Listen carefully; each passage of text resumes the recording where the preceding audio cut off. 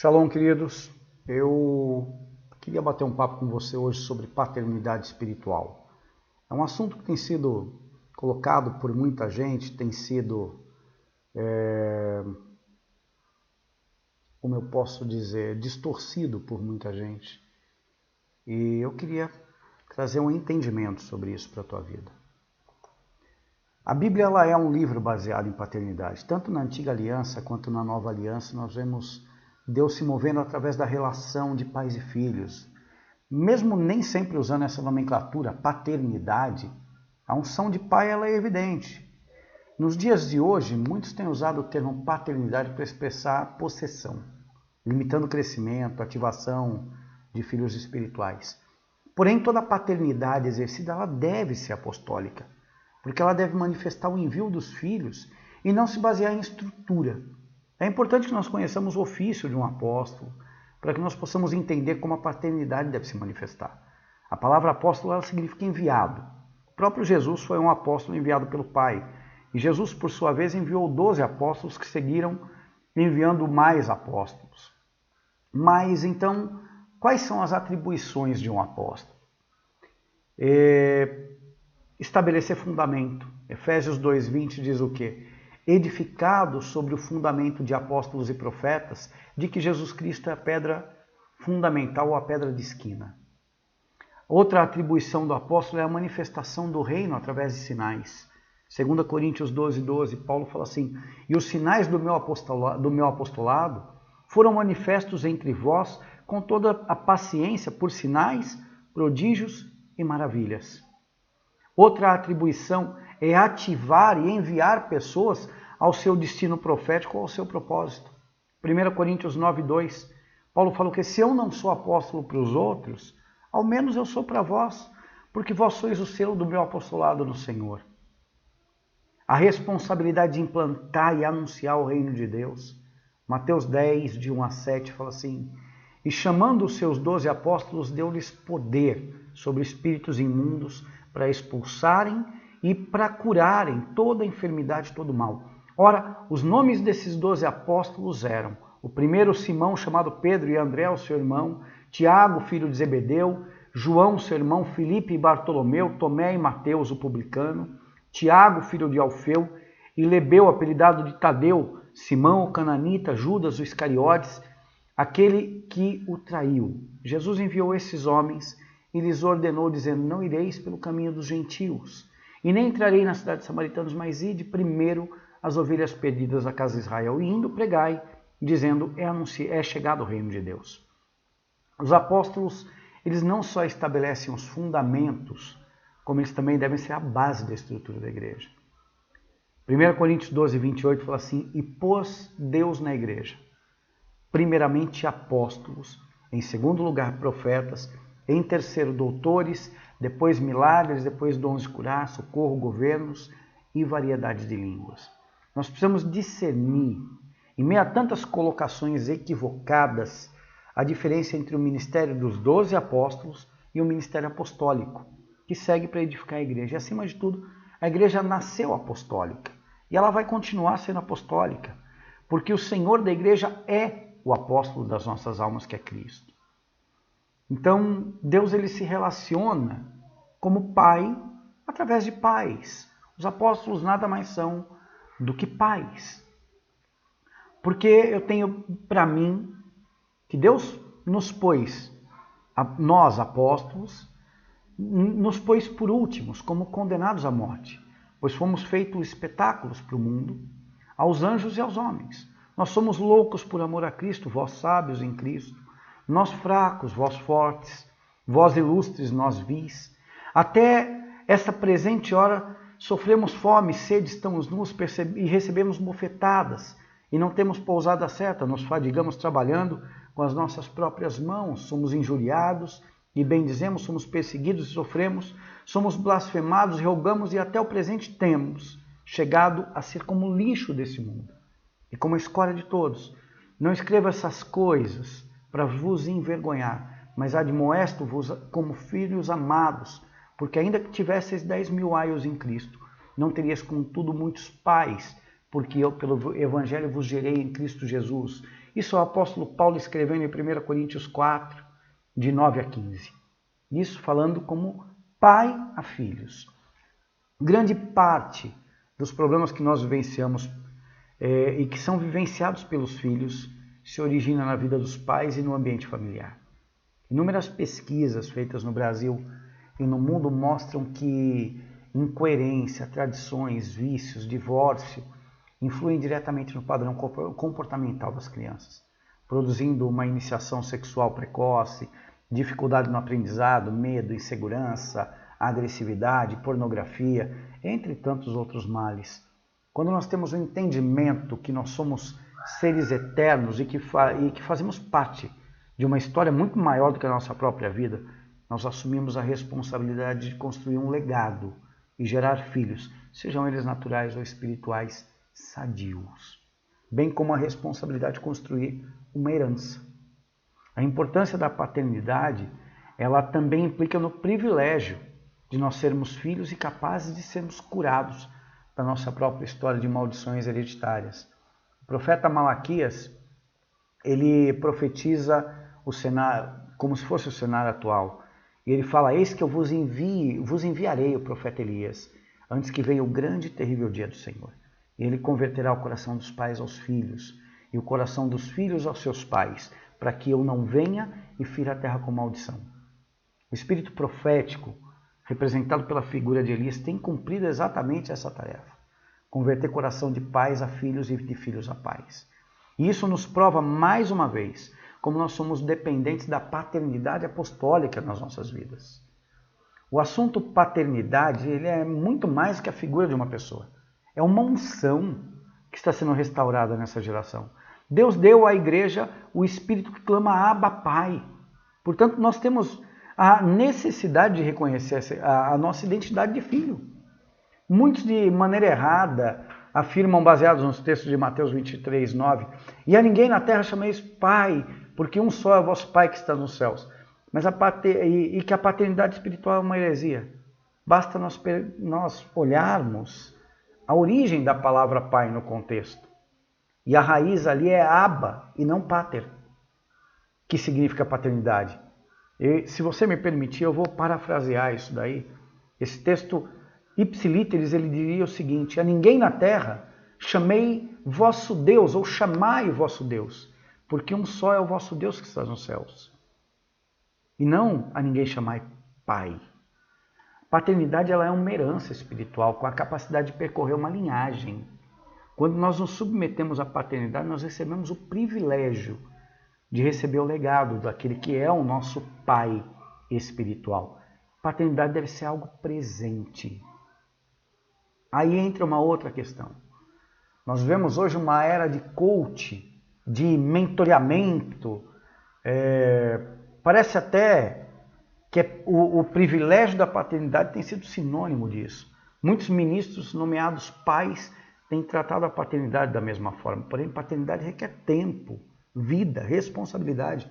Quando o filho tem de fato a figura de um pai presente, ele se sente seguro para expor feridas, para ser tocado, para ser curado. E, infelizmente, muitos ministros têm se colocado como filhos desses pais, ou então esses pais têm adotado esses filhos com uma relação distante, superficial, religiosa ou até mesmo impositiva, que fere. Agora, a verdadeira paternidade, ela posiciona o filho. Ela posiciona, a paternidade espiritual, ela tem como função posicionar os filhos, enviar ao local correto para que eles possam viver o propósito de Deus. A paternidade apostólica, na natureza dela, é abrir caminho, enviando, cumprindo o papel de um apóstolo. Não que toda a paternidade deva ser exercida por um apóstolo de ofício, mas toda a paternidade deve carregar uma unção apostólica como marca, para que ela possa cumprir a sua função na vida dos filhos. O pai deve, primeiramente, saber ouvir a Deus, para posicionar o filho no local de destino. O profeta Isaías, ele profetizou o nascimento de Cristo, sobre a perspectiva de filho. Um menino nos nasceu e um filho se nos deu, e o governo está sobre os seus ombros. E o seu nome será maravilhoso, conselheiro, príncipe da paz, Deus forte.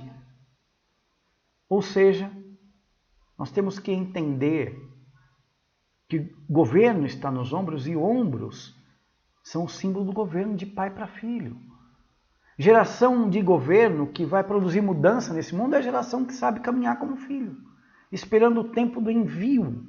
Agora, o que nós temos visto, querido, não é uma geração que não tem pai, é uma geração de filhos que resolveram andar separados dos pais. A Igreja Apostólica, ela sempre foi paternal, ela sempre foi a igreja que cuidou. Mas existe uma geração que se rebelou contra essa autoridade, que quis ser mestre nunca tendo sido discípulo, que quis ser pai nunca sendo filho. Um apóstolo amigo meu disse uma coisa esses dias e eu quero repetir o que ele disse. Ele disse: ser filho não é chamar pai, pai, pai. Ser filho é ter o compromisso de filho, o papel de filho, a atitude de filho. E quando nós falamos de paternidade, eu quero que você entenda uma coisa. A igreja não carece somente de pais. A igreja carece principalmente de filhos. E o que é ser filho? Ser filho é eu me colocar debaixo de uma autoridade. Ser filho é eu me permitir ser tratado, confrontado, corrigido, direcionado, curado nas minhas feridas, nas minhas mazelas, nas minhas dúvidas. Ser filho é eu permitir que alguém me oriente. É ser submisso a uma autoridade. E esse é o princípio da autoridade. Sabe por que a igreja tem perdido a autoridade, querido? Porque ela perdeu a noção do que é paternidade. E de todos os ministérios, o mais difícil de ser aceito na igreja hoje é o ministério apostólico. E sabe por quê? Porque o ministério apostólico representa o pai. E eu costumo brincar, aqui em casa, eu e a minha esposa, nós temos 3 filhos. E eles fazem uma grande bagunça. E ela, como mãe, ela coloca ordem, ela diz não, ela fala não, para. Mas quando o pai chega, eles sabem que a bagunça acabou. E eu quero te explicar que o ministério apostólico ele é tão resistido por muitos ministros. E eu acho cômico isso, porque a Bíblia diz, em Efésios 4:11, que Deus concedeu apóstolos, profetas, evangelistas, pastores e mestres com vista ao aperfeiçoamento dos santos, até que todos cheguemos à unidade da fé e à estatura de varão perfeito. E aí eu faço 2 perguntas. Nós somos perfeitos? Estamos longe disso. Já chegamos à unidade da fé? Também estamos longe disso. Então, ainda existem apóstolos e vão existir. Mas as igrejas recusam essa unção. Porque no dia que elas aceitarem, a bagunça acabou. O Pai chegou. Se você está assistindo esse vídeo, eu quero dizer para você que existe um tempo poderoso de Deus que está se manifestando agora. E uma unção poderosa, uma unção de cura tem vindo para uma geração. Primeiro ensinando a essa geração o seu devido lugar. Nunca vão existir filhos sem que existam pais. Se você quer gerar filhos, aprenda a ser filho para aprender a ser pai. Cure as suas feridas, permita-se ser curado. Permita-se ser acompanhado, aceite ser cuidado. Aceite ser cuidado. Não aceite uma franquia de unção sobre a tua vida. E isso é uma coisa que tem me incomodado demais. Esse franqueamento de unção de paternidade, em que só se falta mandar o currículo e dizer eu estou aberto a ser teu pai. Quando na verdade não gera nada. Não gera relacionamento. Paternidade é relacionamento. Eu não tenho como ter um filho à distância. Eu não tenho como gerar um filho à distância. Eu não tenho como acompanhar um filho à distância. Paternidade é uma coisa que é feita presencial. Paternidade é algo que parte do princípio de relacionamento. E sem isso não existe paternidade. Sem isso não há direcionamento, sem isso não há crescimento, sem isso não há cura. Sem relacionamento não há como você confiar em alguém, é superficial. E coisas superficiais não transformam ninguém, não mudam ninguém, não geram absolutamente nada. Eu quero que você entenda que a igreja ela é apostólica e paternal, que ela gera filhos, mas você tem que entender o que é ser filho. Existe um tempo novo e Deus está convertendo o coração de pais a filhos, mas também de filhos a pais. É necessário conectar essas duas gerações. Nós conversávamos agora há pouco em uma reunião de vários apóstolos e profetas. E nós dizíamos que existe uma geração que tem usurpado o papel de pais quando nunca foram filhos. E isso é assustador. Eu me pergunto até onde nós vamos fora do governo que Deus estabeleceu para a igreja. Eu me pergunto até onde nós vamos tirar textos de contextos e trazer o que nos agrada do Evangelho. Há um texto em Apocalipse que diz assim: eis que estou à porta e bato. Se alguém ouvir a minha voz, eu entrarei e cearei com ele, ele comigo. Nós tiramos esse texto do contexto, nós trouxemos isso para uma pregação evangelística para o ímpio, quando na verdade é uma carta de Cristo à igreja de Cristo. E aí vem a pergunta: se o Senhor da igreja está batendo a porta, querendo entrar, quem é que tem ocupado o lugar dele?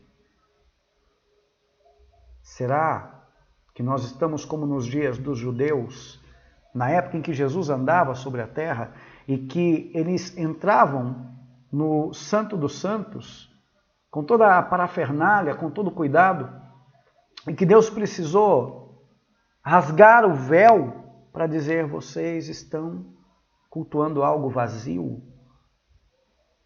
Ou será que nós estamos na época do homem ocupar o lugar de Deus e quem está dentro ali é carne, ego, orgulho, ganância, arrogância, prepotência? Porque Paulo fala: irmãos, nos últimos dias sobrevirão tempos difíceis, os homens serão gananciosos, arrogantes, prepotentes, inimigos da verdade, irreconciliáveis, desobedientes.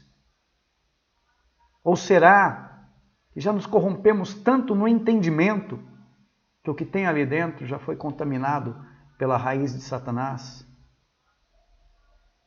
Cabe a você pensar um pouco.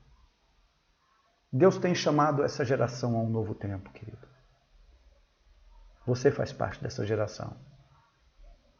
Se deixe ser curado, se deixe ser tratado, se deixe ser moldado, se deixe ser adotado como filho e, principalmente, se torne um pai curado, que gera filhos curados. Eu queria que você abrisse teu coração para esse tempo. Nós vivemos um tempo kairos, um tempo oportuno, para que algumas coisas sejam colocadas no seu devido lugar. E isso é algo que tem ecoado nos céus e tem falado fortemente ao coração de muitos homens e mulheres de Deus. É tempo de converter coração de pais a filhos e de filhos a pais. Deus abençoe a tua vida.